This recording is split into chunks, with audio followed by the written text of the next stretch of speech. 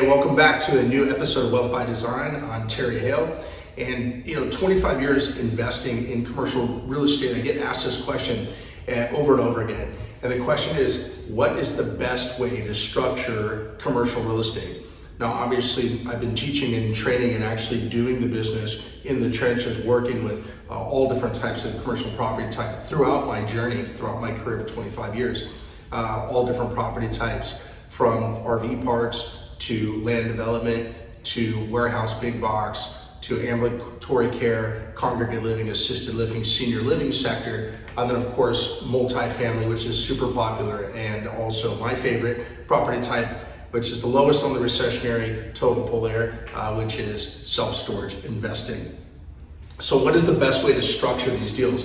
There's obviously two ways that you can buy them, right? One way is to purchase it all cash, and the bigger the spread of what it's worth to what you're buying it for, right? Buy low, sell high.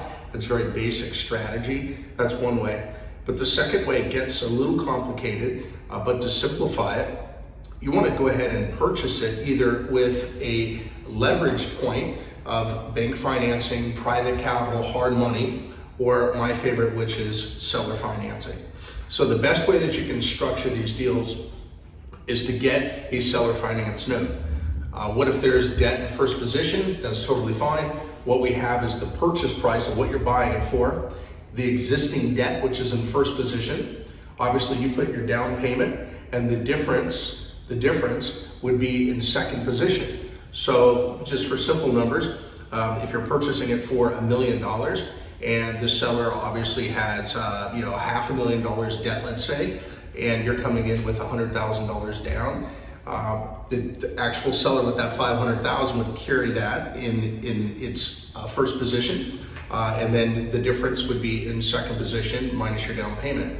What's beautiful about that type of structure is we can also go after a non-recourse play, which means that there's no personal guarantee.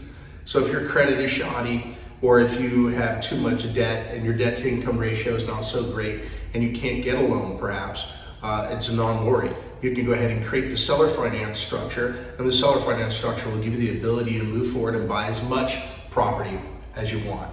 So that's a great tip.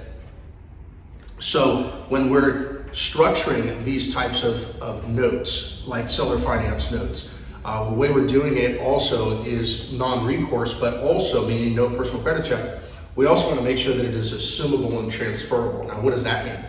That means that if you go ahead and purchase the property under a seller finance note, and let's say that you have 5 years on the note, that's very average, 60 months. 60 months is not a long time when it comes to commercial real estate. We see that a lot of these holds, when someone's putting money into a play, it's typically a 10-year play. That means if you're going to loan money out, someone's doing, some type of a syndication play, what they're asking for you to do typically is a 10-year hold. You can get in at a 5-year on average, but 10-year is very popular. That's the one they want to stick in. So that's already in the mindset of both sellers, brokers, and us as buyers, right, investors. So what we do is we just use the same techniques that are already in our subconscious mindset, and 60 months, 5 years is a very average play. I just got a 5-year seller finance structure on a dirt play outside of Phoenix, Arizona, and I actually went back and structured this deal with very creative terms.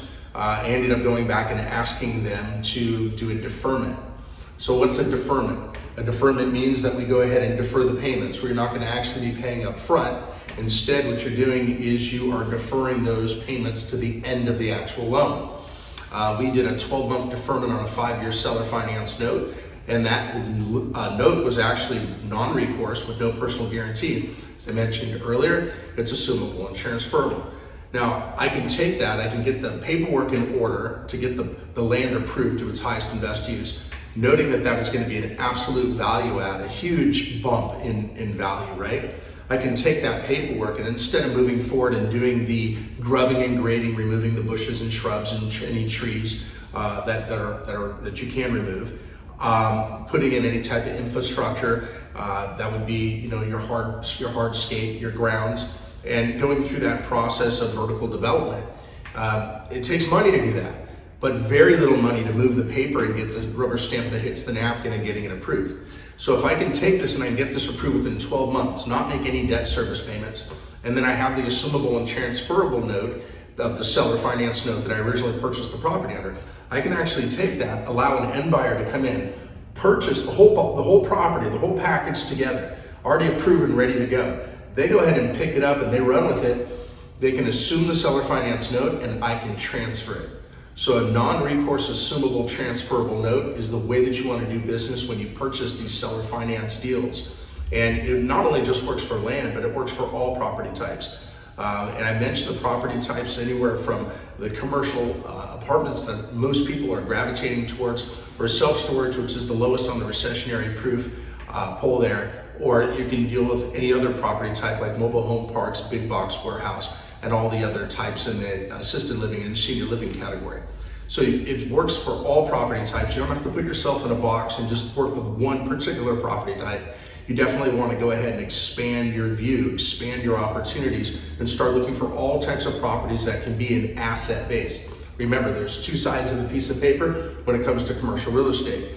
One is the liability, that is the motivated seller where there's a story and a reason why they need to sell. The other is the asset that's already operating in its highest and best use. We are not pursuing asset properties. Those are the ones that you're going to see out there on websites like Crexy and LoopNet and CityFeet. Those are the properties that are out there that are being sold for very low cap rates where there's very low lift. There's not a lot of money in the deal. That's why when you see these people that are doing these huge syndication plays, a lot of times they're purchasing these 300, 400, 500 unit multifamily. They need you to stay in there 10 years. Why do you think they need you to stay in for 10? Why? It's because they're playing appreciation, depreciation, cash flow and cash out. So what they're doing is they're waiting until that asset over that 10-year period actually appreciates. That means your money's sitting there for 10 years while someone else benefits and you're getting a little return while they're letting the property appreciate. Typically, as we know, commercial real estate can double within 12 months in a hot market.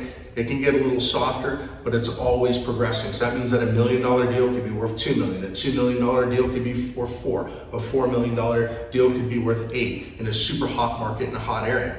But when you start getting to that threshold where you're up in the tens of millions, it moves a little slower, but the appreciation factor is still there. So I hope you enjoyed this segment of Wealth by Design, and look forward to having you a part of the next segment.